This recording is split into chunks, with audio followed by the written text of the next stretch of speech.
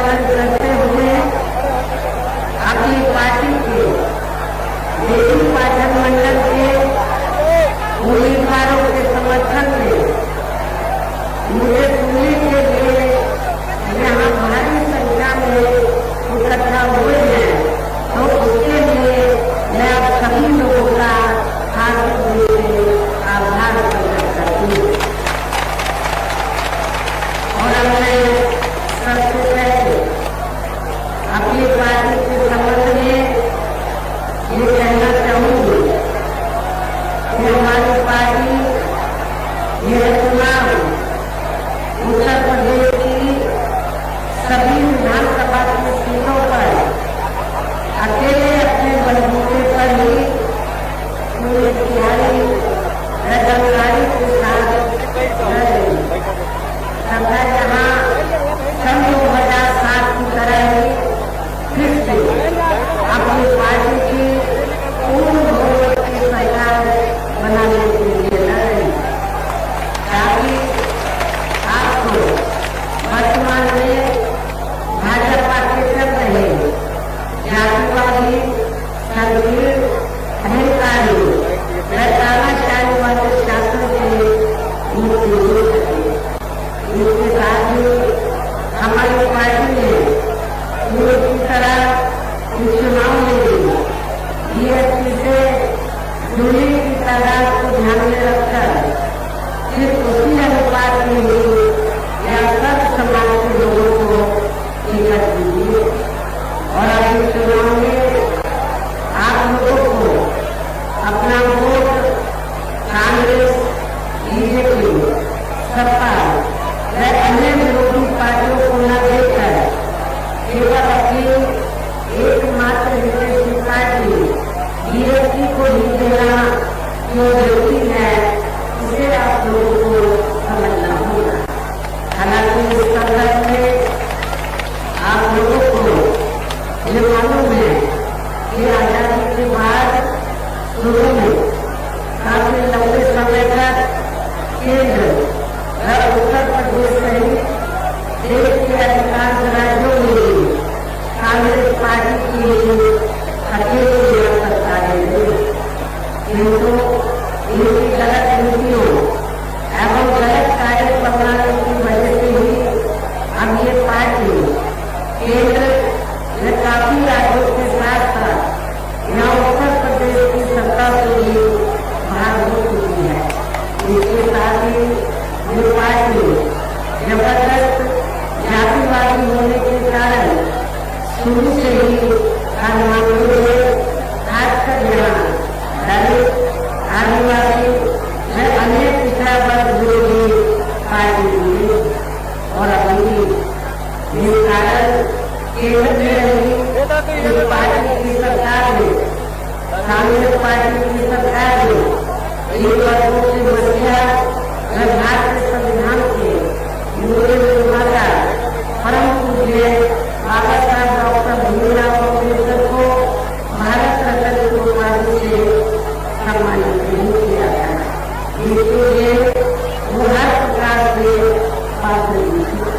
इतना ही नहीं बल्कि उनकी मूवमेंट को आगे बढ़ाने के लिए अपनी पूरी जिंदगी समर्पित करने वाले मान्यवर श्री कांशीराम के ध्यान होने पर भी केंद्र में उस समय इसी कांग्रेस पार्टी की रही सरकार ने उनके सम्मान में एक दिन के लिए राष्ट्रीय शोक घोषित नहीं किया था, तथा कांग्रेस पार्टी की रही सरकार ने तीसरे वर्ग की आरक्षण संबंधी मंडल कमीशन की रिपोर्ट को भी लागू किया था, जिसे फिर बीएसपी ने अपने कड़े संघर्ष व अथक प्रयासों से केंद्र में रही श्री वीपी सिंह की सरकार से लागू करवाया था।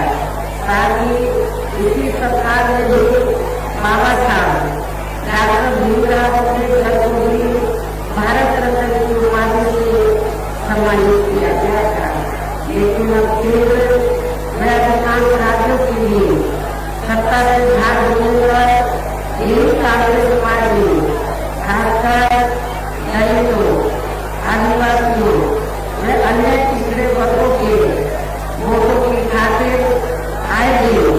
किस्म किस्म की नाटकबाजी करती रहती है, जबकि मधु के मांगों में भी इस पार्टी की सच्चाई तो ये है कि कांग्रेस पार्टी जब सत्ता में आती होती है और इनके अच्छे दिन होते हैं तो तब इस पार्टी को इन वर्गों का विकास के उत्थान आगे नहीं आता है तथा नारियों को महिलाओं की भी भागीदारी याद आती है। इतना ही नहीं बल्कि इस पार्टी के बाद खासकर यहाँ सपा व बीजेपी आदि की बड़ी सरकार होगी, यूपी की जनता अधिकांश मामलों में काफी ज्यादा दुखी रही। सपा की सरकार में तो ज्यादातर यहाँ गुंडों, बदमाशों, माफियाओं, अराजक तत्वों, भ्रष्टाचार, लूट खसोट करने एवं नंगे प्रकार आगे चलाने वालों का ही राज था। जिसकी खास वजह से भी इस सरकार ने हमेशा यहाँ तनाव की स्थिति बनी रही और देश के विकास के कार्य में ज्यादातर यहाँ एक विशेष क्षेत्र व एक विशेष समुदाय के लोगों तक के खासकर दलितों व अति पिछड़े वर्गों के लोगों को हमारी सरकार ने जो सुविधाएं दी थी तो उन्हें भी सपा सरकार ने ज्यादातर खत्म कर दिया है। साथ ही इनके संतों, गुरुओं व महापुरुषों आदि के आदर सम्मान में जनहित की योजनाओं के तथा नए बनाए गए जिलों, यूनिवर्सिटी सरकार आदि के भी जो नाम रखे थे, हमारी सरकार द्वारा जो नाम रखे गए थे उन्हें भी अधिकार सपा सरकार ने बदल दिया है। इस प्रकार से इस पार्टी का इनके प्रति ऐसा है जिसने इनका अपनी समाज का।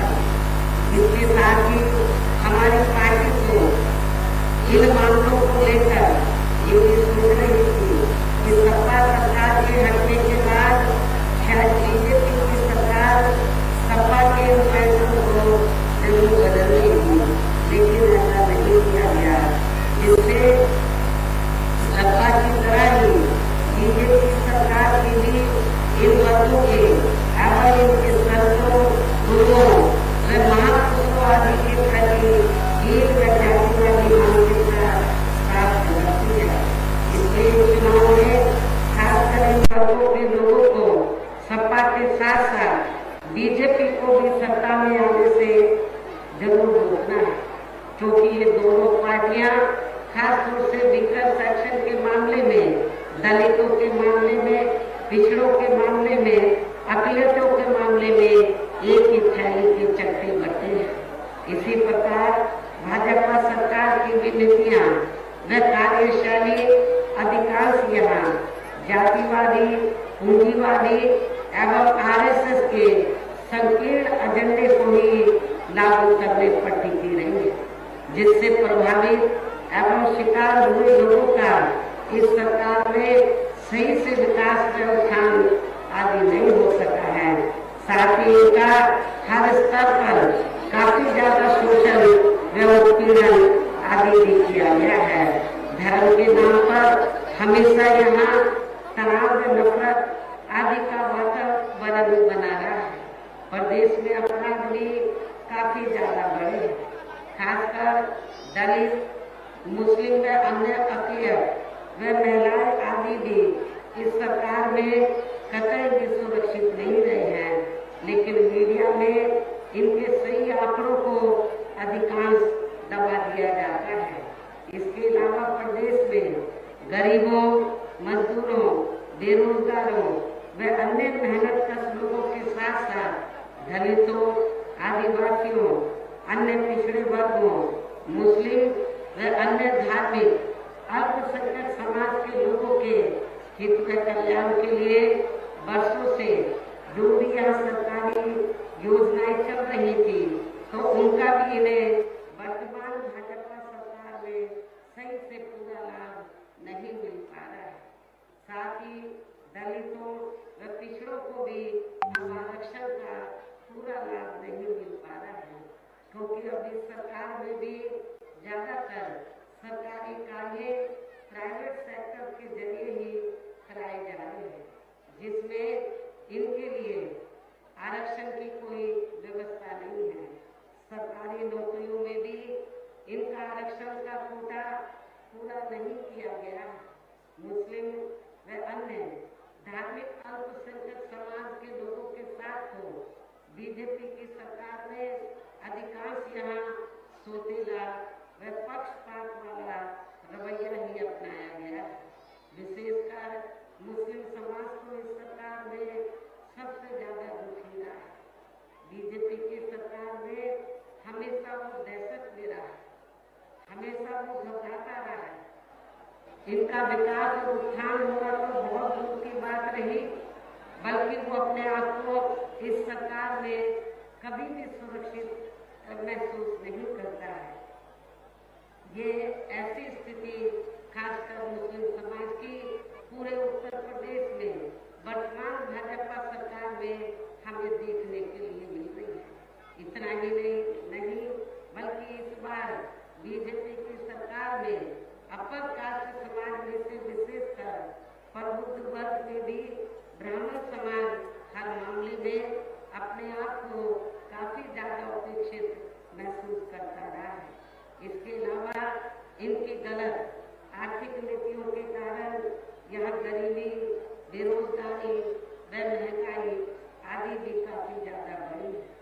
इसके साथ साथ उत्तर प्रदेश सहित पूरे देश के किसान भी केंद्र सरकार की गलत नीतियों के कारण काफी ज्यादा दुखी व परेशान रहे हैं और अभी भी है। साथ ही प्रदेश में बेरोजगार लोगों को रोजगार नहीं मिलने के कारण ही ज्यादातर इनको इस सरकार में भी पलायन करना पड़ा।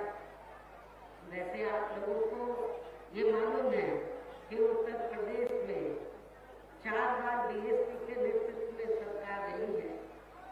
बीएसपी की ये पहली सरकार थी। 4 बार जो बीएसपी की सरकार थी बीएसपी के नेतृत्व में, तो ये पहली बार ऐसा हुआ है यूपी में कि जो लोग रोटी रोजी के लिए बाहर के प्रदेशों में पलायन करके चले गए थे, तो मेरी सरकार में वो फिर से वापस आ गए थे, क्योंकि मेरी गवर्नमेंट ने बड़े पैमाने पर यहाँ गरीब बेरोजगारों को रोटी रोजी के साधन मिले, बड़े पैमाने पर रोटी रोजी के साधन मिले।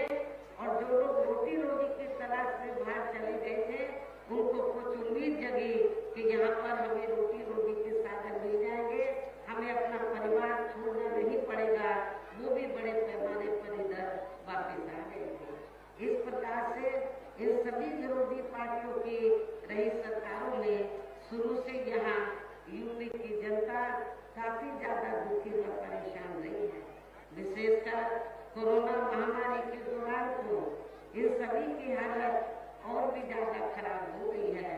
ऐसे में इन सभी विरोधी पार्टियों की रही सरकारों से निजात पाने के लिए अभी चुनाव में यहाँ प्रदेश की जनता को अपनी एकमात्र हितैषी पार्टी बहुजन समाज पार्टी की ही सरकार बनाना बहुत जरूरी है, जिसने अपने चारों रहे शासनकाल के दौरान बिना पक्षपात व भेदभाव आदि के यहाँ कमजोर एवं उपेक्षित वर्गों के लोगों के साथ साथ सब समाज में से गरीबों, मजदूरों, बेरोजगारों, किसानों, व्यापारियों, कर्मचारियों, वकीलों एवं अन्य मेहनत लोगों के साथ ही युवाओं, छात्रों, महिलाओं व बुजुर्गों आदि के भी विकास एवं उत्थान के लिए अनेकों ऐतिहासिक व महत्वपूर्ण कार्य किए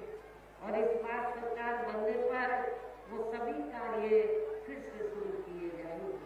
प्रदेश में खासकर गरीबी एवं बेरोजगारी आदि को दूर करने के लिए इस बार भी विशेष कदम उठाए जाएंगे।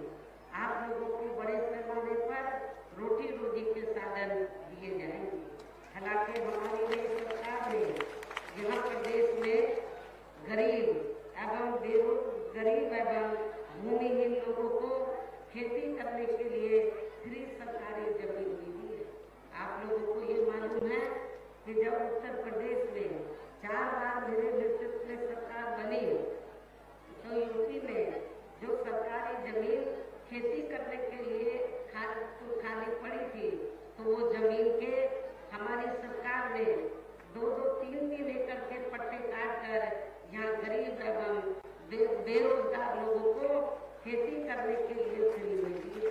नियमों के तहत इन्हें आगे भी दिया जाएगा। पूर्व की तरह इस बार भी गरीब आवासहीनों को सभी सुविधाओं के साथ फिर से 2 कमरों के पक्के मकान में फ्री में बना कर दिए जाएंगे। साथ ही इस बार भी देहातों व शहरों आदि को सभी जरूरी सुविधाओं से विकसित किया जाएगा। इस प्रकार से बीएसपी की रही सरकार में ऐसे अनेकों और भी ऐतिहासिक कार्य किए जाएंगे जो इस बार सरकार बनने पर आगे भी किए जाएंगे। जो हमने पूर्व में किए थे 4 बार अपनी हुकूमत में, वो कार्य आगे भी किए जाएंगे। इन कार्यों के साथ साथ किसानों को भी किसी भी मामले में निराश नहीं होने दिया जाएगा। इतना ही नहीं बल्कि बीएसपी की रही सरकार में ही दलित एवं अन्य पिछड़े वर्गों में जन्मे अपने महान संतों, गुरुओं व महापुरुषों आदि को भी विभिन्न रूपों में पूरा आदर सम्मान दिया गया है और आगे भी इनके सम्मान में कोई कमी नहीं आने दी जाएगी। इसके अलावा आपके देवी पाठक मंडल की जो भी यहाँ स्थानीय समस्याएं होंगी तो उन्हें भी दूर करने का पूरा प्रयास किया जाएगा। इसके साथ साथ केंद्र व यूपी सरकार के भी विवादित नियमों व कानूनों को यहाँ लागू नहीं होने दिया जाएगा। इसके साथ ही बीएसपी की सरकार बनने पर यहाँ बीजेपी व सपा आदि के शासनकाल की तरह कानून व्यवस्था को किसी भी कीमत पर खराब व लचर नहीं होने दिया जाएगा तथा हर स्तर पर यहाँ कानून द्वारा कानून का राज भी कायम किया जाएगा। जाति व धर्म के आधार पर यहाँ लोगों का किसी भी प्रकार से शोषण व उत्पीड़न आदि नहीं होने दिया जाएगा, जैसा कि वर्तमान में भाजपा सरकार में हो रहा है।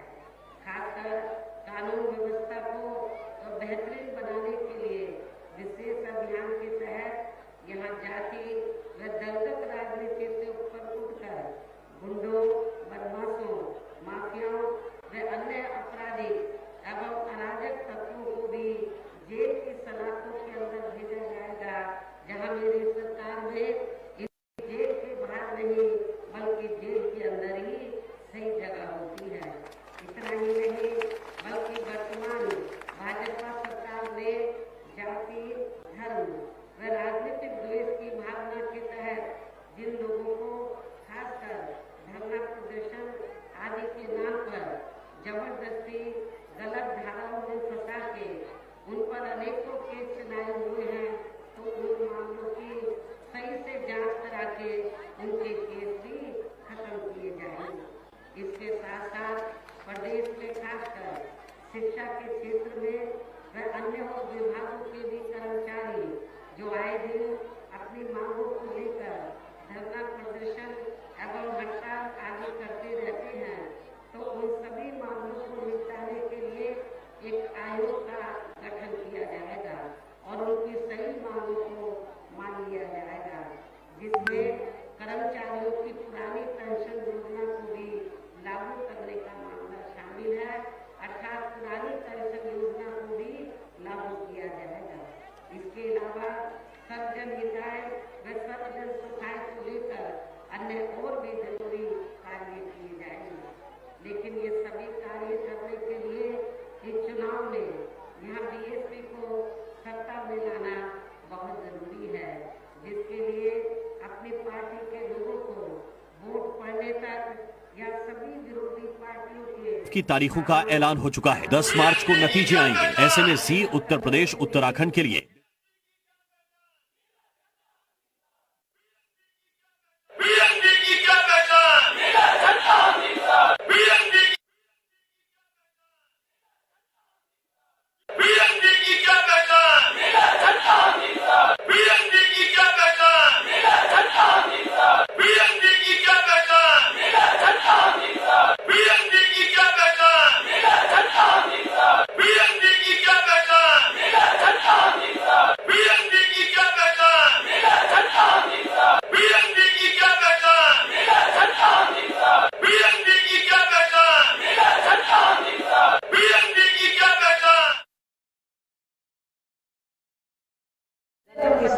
करती है तो उससे आप लोगों को बिल्कुल भी गुमराह नहीं होना है। जैसे सन 2007 के हुए विधानसभा चुनाव में उस समय मीडिया में जो बीएसपी को लेकर ओपिनियन पोल व सर्वे आदि दिखाए गए थे, तो जब रिजल्ट आया तो वो गलत साबित हुए।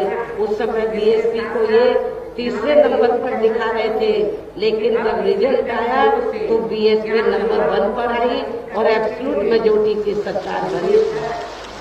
मुझे पूरा भरोसा है कि इस बार भी आप लोगों को इनके ओपिनियन पोल सर्वे आप लोगों को गलत साबित करके दिखाना है। ये आप लोगों को जरूर गलत साबित करना है। इसके साथ साथ यहाँ मैं ये भी कहना चाहूंगी कि अब पिछले कई दिनों से यहाँ चुनाव को प्रभावित करने के लिए विशेषकर बीजेपी, सपा व कांग्रेस पार्टी जो घिनौनी राजनीति कर रही हैं, तो उसके बहकावे में भी आप लोगों को कतई नहीं आना है। और वैसे भी ये मामला हमें अदालतों आदि के ऊपर ही छोड़ देना चाहिए, तो ये ज्यादा बेहतर होगा। इसके साथ ही पूर्व की तरह इस चुनाव में भी विरोधी पार्टियों ने विभिन्न रूपों में जो अपने हवाई व प्रलोभन भरे चुनावी घोषणा पत्र आदि जारी किए हैं, जिन्हें सत्ता में आने के बाद ये पार्टियां अधिकांश अमल में नहीं लाती हैं, तो उनके बहकावे में भी आप लोगों को कतई नहीं आना है, जिन पर से अब जनता का काफी हद तक विश्वास ही उतर गया है। इसलिए इस मामले में बीएसपी किसी भी चुनाव में विरोधी पार्टियों की तरह अपना कोई भी चुनावी घोषणा पत्र आदि जारी नहीं करती है। वैसे भी बीएसपी कहने में बहुत कम बल्कि कार्य करके दिखाने में ही ज्यादा विश्वास रखती है। और ऐसा हमने यहाँ यूपी में अपनी चारों रही सरकारों के दौरान भी करके दिखाया है। इसके साथ ही हमारी पार्टी की चारों रही सरकारों ने प्रदेश में बिगड़ी हुई कानून व्यवस्था को सुधारने के साथ साथ प्रदेश के विकास व आम जनहित के लिए जो असंख्य अति महत्वपूर्ण कार्य किए हैं, वो अभी तक यहाँ किसी भी विरोधी पार्टी की रही सरकार ने नहीं किए हैं, बल्कि ज्यादातर उन्हीं कार्यों के नाम व स्वरूप आदि बदलकर अब विरोधी पार्टियों की सरकारें उन्हीं को ही भुनाने में लगी रहती है। लेकिन उन कार्यों के प्रति इनकी नियत व सोच सही नहीं होने के कारण उसमें भी ये पार्टियां ज्यादा सफल नहीं हो पा रही हैं। और अब मेरा यही कहना है कि आप लोगों को इस चुनाव में अपने हित व कल्याण के लिए यहाँ फिर से बीएसपी की सर्व जनहिताय व सर्व जन सुखाय की नीतियों पर आधारित सरकार बनाना बहुत जरूरी है। और इसके लिए पार्टी के लोगों को वोट पड़ने वाले दिन सबसे पहले सुबह उठते ही व समय से अपने पोलिंग बूथों पर अपना वोट डालने के लिए जरूर जाना है। और इस मामले में मुझे पूरा भरोसा है कि हमारी महिलाएं जो बड़ी संख्या में मुझे सुनने के लिए आई हैं, तो हमारी महिलाएं भी वोट वाले दिन आज ये तैयार करके जाएंगी कि हम घर में काम बाद में करेंगे, हम घर में अपने घर में जो रोजाना आप लोग काम करते हैं वो काम नहीं करेंगे, बल्कि सुबह उठते ही आप लोग तैयार होकर तो बिना खाना बनाए हुए खाना आके बनाएंगे। हमारे भाई भी, महिलाएं भी, पुरुष सभी लोग, महिलाएं और पुरुष सभी लोग उस दिन ये तैयार करेंगे कि हमें एक दिन का उपवास रखना है। कितने समय तक? जब तक आप वोट डालते नहीं आ जाते हैं। आपको एक दिन का पूरा नहीं, वोट डालने तक का उपवास रखना है। जब आप वोट डाल के आ जाएं तो फिर आपको अपना उपवास खोलना है। आपके घर में कोई बुजुर्ग है, बीमार है, बच्चा है, उसको भूखा नहीं रखना है, उसके लिए व्यवस्था जरूर करना है। लेकिन जो ठीक ठाक हैं तो उनको ये तैयार करना है कि हमें अपना व्रत तब खोलना, उपवास जब हम अपना वोट डालकर आ जाएंगे। और वोट वाले दिन हमारी महिलाएं पुरुषों से पीछे नहीं रहेंगी, बल्कि महिलाएं पुरुषों से आगे निकलकर लाइन लगाकर अपना वोट अपने उम्मीदवारों को जरूर डालेंगे। इसके साथ साथ अपनी पार्टी का कोई भी वोट पड़ने से ना रह जाए तो उसका भी पार्टी की हर पोलिंग बूथ की कमेटी को विशेष ध्यान रखना है। इन्हीं जरूरी बातों के साथ ही अब मेरे बीएसपी के लोगों से यही अपील है कि हमारी पार्टी ने यहाँ के देवी पाटन मंडल में जिन भी विधानसभा की सीटों पर अपने उम्मीदवारों को चुनाव के मैदान में उतारा है, जो यहाँ के बीच में मंच पर मौजूद भी हैं, तो उन्हें अब आप लोगों को वोट वाले दिन अपनी पार्टी के हाथी चुनाव चिन्ह के सामने वाले बटन को दबाकर जरूर जिताना है। और फिर से आपको यहाँ सन 2007 की तरह ही बीएसपी की अपनी पूर्ण बहुमत की सरकार जरूर बनाना है। तभी फिर प्रदेश में अमन चैन कायम होने के साथ साथ यहाँ सभी धर्मों व सभी वर्गों के लोगों का सही से विकास व उत्थान आदि हो सकता है। साथ ही यहाँ अन्याय, अपराध, भय व भ्रष्टाचार मुक्त एवं विकास युक्त वातावरण भी पैदा हो सकता है। और तभी फिर यहाँ परम पूज्य बाबा साहब डॉक्टर भीमराव अम्बेडकर एवं मान्यवर श्री कांशीराम जी आदि का भी सही सपना जरूर साकार हो सकता है। इस उम्मीद के साथ ही अब मेरा यही कहना है कि आप लोगों को हर पोलिंग बूथ को जिताना है। आप लोगों को हर पोलिंग बूथ को जिताना है, बीएसपी को सत्ता में लाना है। हर पोलिंग बूथ को जिताना है, बीएसपी को सत्ता में लाना है। वैसे आज आप लोगों के जोश को देखकर, आपकी भीड़ व भीड़ के जोश को देखकर मुझे ऐसा जरूर लग रहा है कि आप लोग बीएसपी के नेतृत्व में अपनी 5वीं बार सरकार जरूर बनाएंगे। बीएसपी के नेतृत्व में अपनी 5वीं बार सरकार जरूर बनाएंगे और अपनी बहन जी को 5वीं बार उत्तर प्रदेश का मुख्यमंत्री जरूर बनाएंगे। मुझे पूरा भरोसा है। इस विश्वास के साथ ही अब मैं पुनः अपनी पार्टी के देवी पाटन मंडल के सभी उम्मीदवारों को जिताने की पुरजोर अपील करते हुए अपनी बात यही समाप्त करती हूँ। जय भीम, जय भारत। तो बीएसपी सुप्रीमो मायावती को आप सुन रहे थे बहराइच में।